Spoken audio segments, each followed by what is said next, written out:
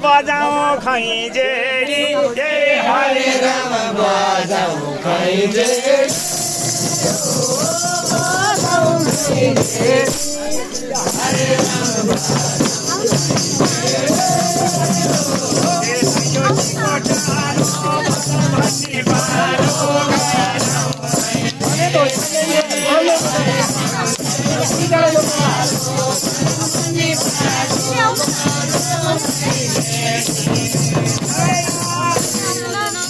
यसरी यसै घरमा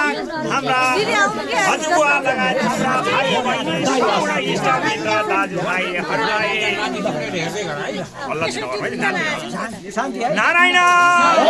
हे हजुर सबलाई नमस्कार हे हरे राम सबलाई हरे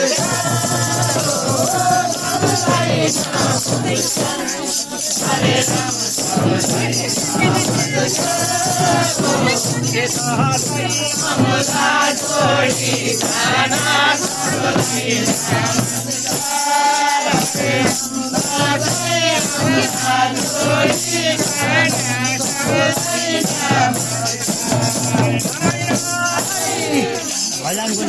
सय भाइ छोरा हुने राजा सय भाइ छोरा हुने धृतराज राजा भतिजाले गर्नु पर्यो उनको क्रियाकाज आफ्नै मामा कृष्ण थिए लड्थे उनकै भरमा विधुवा भाइ बस्नु पर्यो उतराले घरमा नारायण हे हरि संसार यस्तै छ हे हरे राम संसार यस्तै छ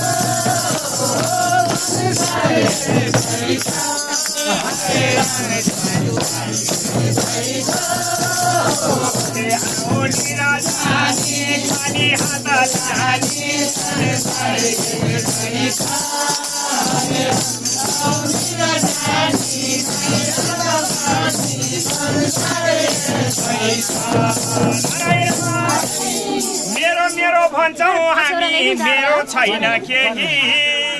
नारायणको भजन गरौँ साथमा जान्छ यही सुन चाँदी हीरा मोती आफ्नो हुने भए मरि जाने व्यक्तिहरूले किन छोडी गए नारायण हे हरि संसार झुटो छ हे हरे राम संसार झुटो छ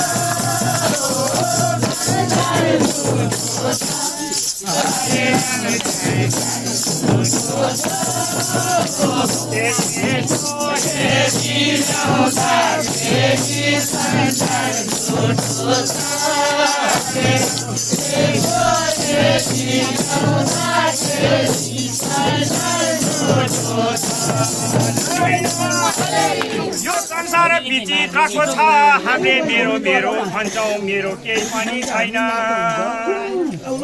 लगाएका लुगा पनि खोलेर फाल्छन् लगाएको लुगा पनि खोलेर फाल्छन् जस्तै राम्रो भए पनि आगामा बाल्छन् नारायण हे हरि संसार यस्तै छ हे हरे राम संसार यस्तै छ हे हरे राम संसार यस्तै छ हे हरे ने भरे ने लगाए ने भरे यस्तै छ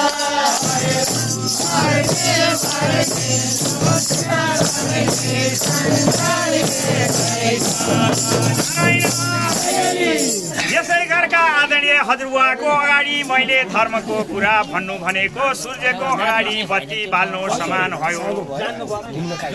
समुद्रमा पानी हालेर बढाउँछु भन्नु समान भयो धनी मानीलाई दान दिन्छु भन्नु समान हो मैले केही जाने पनि छैन केही सुनेको पनि छैन तर पनि मैले केही जान्दिनँ जान्ने त हरिचन अज्ञानी छु म त बाटो कता हो कता बान्धव पुत्र पत्नी सबको झुटो ठान्दैछु म त त्रिजाति पनि हुने लका पगडी हुन् गलबन्दी छोराहरू नाति हुन् लौरा पनाति ठिङ्गुरा झ्याल खाना हो घरहरू नारायण हे हरि बुझाउँ सबैले हरे राम बुझाउँ सबैले हरे राम बुझाउँ सबैले मन परे खाना बुझाउँ सबैले हरे राम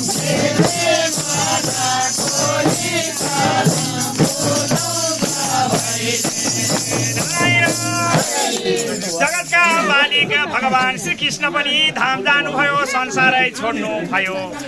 भीष्म पिता जस्ता पितामह पनि संसार छोडेरै जानुभयो युधिष्ठिर महाराज जस्ताले पनि यो संसारमा बसिरहनु भएन जिउँदै स्वर्ग जानु भयो आज हामी कलियुगमा जन्मेका अल्पायु लिएर जन्मेका अल्प बुद्धि लिएका जन्मेका हामी दीन दुखी मनुष्य जन्मेको किन मर्नै पर्छ हे हामीले जन्म लिएको किन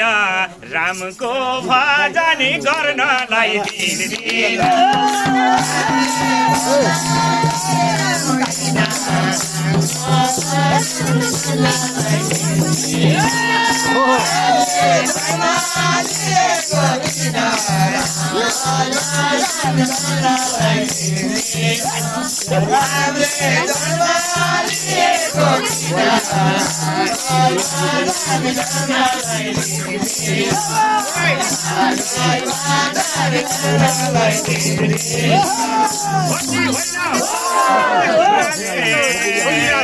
कुबेर थिए साह्रै हिउँसिन थिए साह्रै बलिया कुबेर थिए ठनी आखिरीमा मरि गए लगेनन् केही पनि हे सुनकै महल भए तापनि आखिरीमा केही छैन लैजाने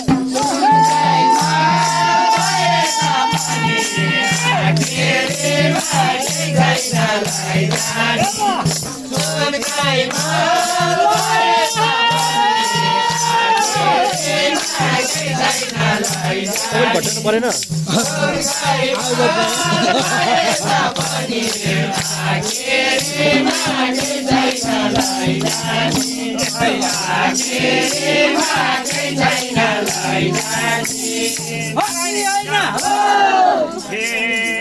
चाहे राजा चाहे हुन रानी आखिरीमा दौडैको सरानी चाहे राजा चाहे हुन रानी आखिरीमा दौडैको सरानी चाहे राजा चाहे हुन रानी आखिरीमा दौडैको सरानी